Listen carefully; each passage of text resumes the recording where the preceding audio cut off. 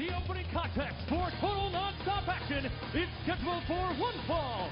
Making his way toward the ring from Detroit, Michigan, this is the Alpha Male, Monty Brown. And hello once again, everyone, from ringside. Mike Tenay, joined by Don West, and Don, in my mind, the key word in this opening match tag team showdown is unpredictable. It certainly describes all four men in the match. It also describes this man, Monty Brown, and the chances that his association with his tag team partner, Abyss, if they will be able to coexist. And his tag team partner, from parts unknown, weighing 337 pounds, this is We know that Abyss interfered last Wednesday in the Extreme Rules bout involving Sabu and Monty Brown. What we don't know is how much control Monty Brown will have over his partner, and maybe more importantly, how well they'll be able to communicate together.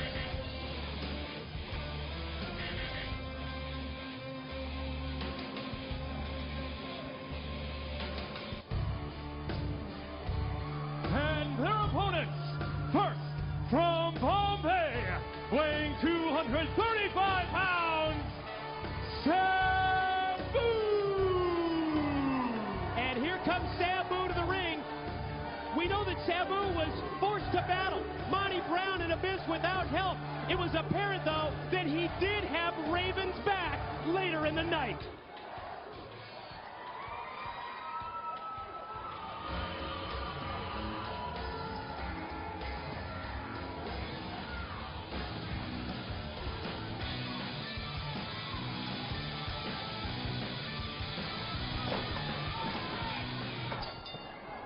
And there's the opening bell, but where's Raven? I don't know. I mean, we saw Raven's music coming up. Raven was supposed to come out. I mean, I saw Raven. He's here at the asylum. I've seen him a couple times today.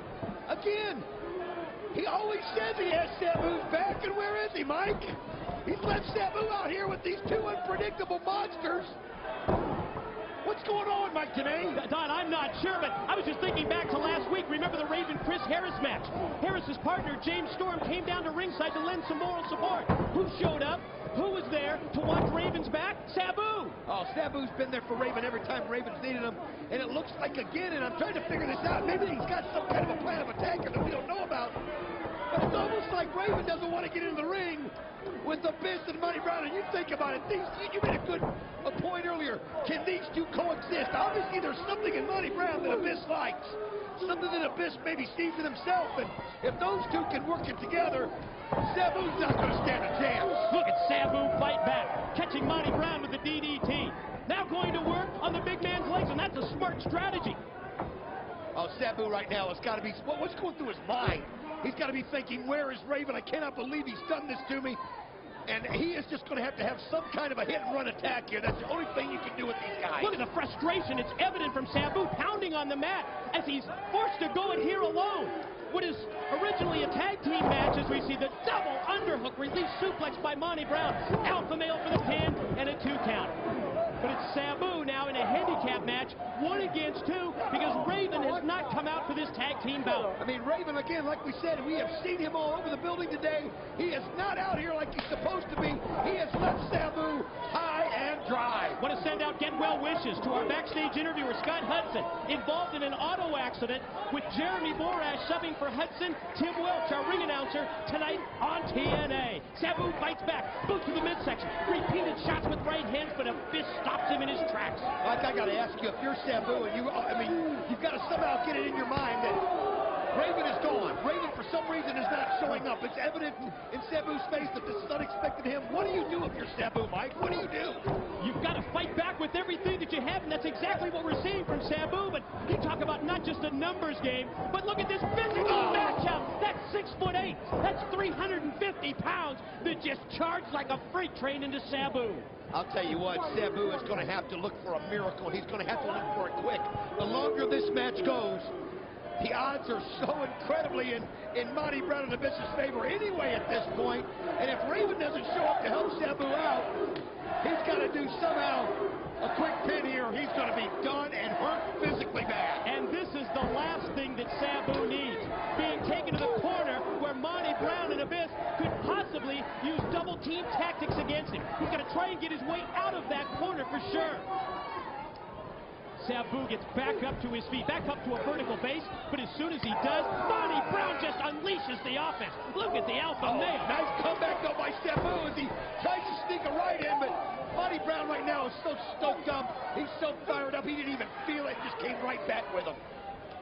Now we're going to shoot Sabu diagonally across. Back first into the turnbuckles. Here comes Monty Brown, former NFL linebacker with the New England Patriots and with the Buffalo Bills, and he just squashed Sabu in the corner.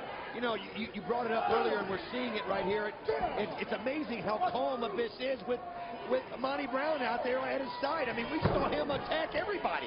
Frankie Kazarian, Sonjay Dutt last week. I mean, it didn't matter who it was. He came out to recap, and he did it to Sabu. But there's something in Monty Brown that he likes. Who knew if there was a method to the madness of Abyss? But the fallout from those repeated attacks last Wednesday night leads us to what was billed as a tag team match and what in essence has turned into a one-on-two handicap match and a brutal beating for Sabu. You know, I'll tell you what, they call Sabu suicidal, homicidal, and genocidal. Well, that fits him perfectly right here, Mike, because you've got to have a death wish to get out there in the ring with these two. If I was him, I'd have just got out, ran, and fought another day. Sabu fights back. Right hands and left for Monty Brown. Big right hand takes a fist. And rocked him, but Monty Brown cuts Sabu off. Well, he's got to look at it that way. He's just got to go at it and say, I have no choice. No holds barred. Give him everything you've got and hope you can land something and steal one. Brown nails him with some shots in the corner. Went to the corner. I wasn't sure, was he going to try and tag in Abyss? He slapped his own partner and goes right back to work. The offensive on Sabu. Fired off into the corner. Here comes Brown. Charges across and puts all of his weight right across the chest of Sabu. I'll tell you what, if I'm Sabu, I'd get out of this ring, grab a chair or something. You know, we see him do it so often. And I'd fight in there with a weapon. I'd try to catch him off guard. Well, we talked about the communication between the two. Oh, great move though by Sabu. And that was the first time that they had problems with communication. And Sabu, he may have heard you, Don. You said get some kind of a weapon, and that's exactly what he did. Listen to that steel chair shot. And that's what he had to do to get an advantage, and he's got a bolt down. He needs to take over right here. This is his chance to steal one quick. Sabu covers Abyss. Oh, and again Sabu gets up and allows Monty Brown to hit Abyss instead of him. Great strategy. More communication problems for Brown and Abyss. Steel chair shot to the head. Sabu threw it right in Monty Brown's face. What a comeback mounted here by Sabu. I just can't believe what I'm seeing, and here he goes. Perfect! Perfect! Springs off the chair, up to the top rope, and you're right. Perfect execution of the moonsault. Oh, that was his shot right there, Mike. That was his shot. That may have been the best opportunity for Sabu to put away both Monty Brown and Abyss. But the opening is there, and let's see if Abyss can capitalize. Sabu gets both legs up, both feet stop Abyss, off the middle rope. Oh, great move by Sabu. Snaps off the Hurricane Rana on Abyss. I think it's almost like he's feeding off the fact that it's 1-on-2. Another violent chair shot to the head.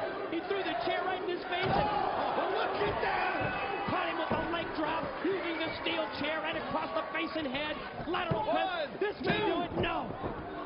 Oh man, Sabu's going to run out of steam here. He's doing everything he can. He's doing everything you would think he has to do to get this victory. But the longer it goes, the tighter he's going to get, and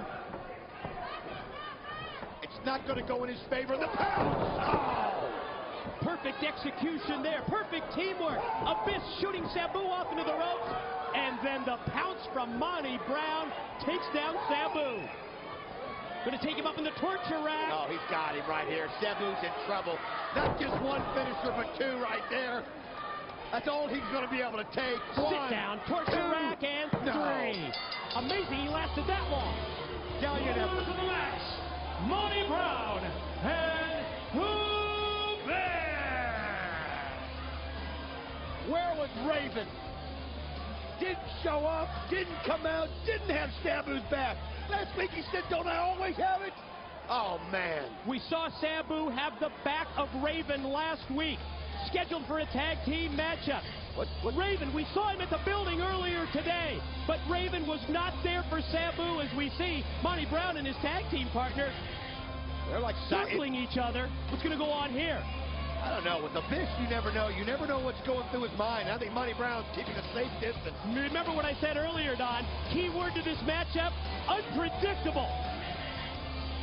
Monty Brown, though, showing no fear, staring him right in the eye. Almost as if Abyss has finally found someone that can both control him and communicate with him in the alpha male Monty Brown.